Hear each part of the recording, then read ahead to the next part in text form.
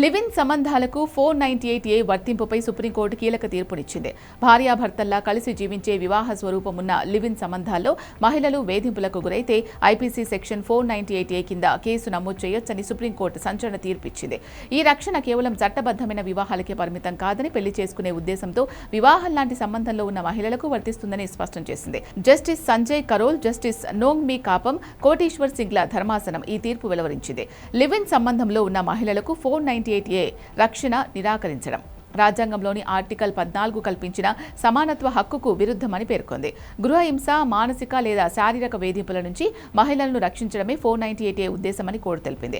అధికారికంగా వివాహం జరగలేదు అనే కారణంతో మహిళకు రక్షణ లేకపోవడం వివక్ష అవుతుందని వ్యాఖ్యానించింది. జీవిత భాగస్వామిగా స్వేచ్ఛగా ఎంచుకునే హక్కు ఉన్నప్పుడు అదే సంబంధంలో వేధింపుల నుంచి రక్షణ కూడా ఉండాలని స్పష్టం చేసింది.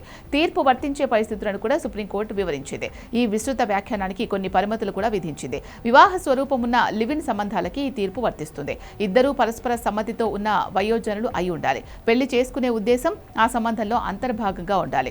ఈ వ్యాఖ్యానం 498A సెక్షన్కే పరిమితం. ఇతర చట్టాలకు ఇది స్వయంచాలకంగా వర్తించదు. 498A కింద లివ్ ఇన్ భాగస్వామి లేదా అతని బంధువులపై కేసు నమోదైతే అన్నేష్ కుమార్ తీర్పులో పేర్కొన్న మార్గదర్శకాలను ఖచ్చితంగా అమలు చేయాలని, ప్రాథమిక విచారణ లేకుండా అరెస్టు చేయొద్దని సుప్రీంకోర్టు స్పష్టం చేసింది.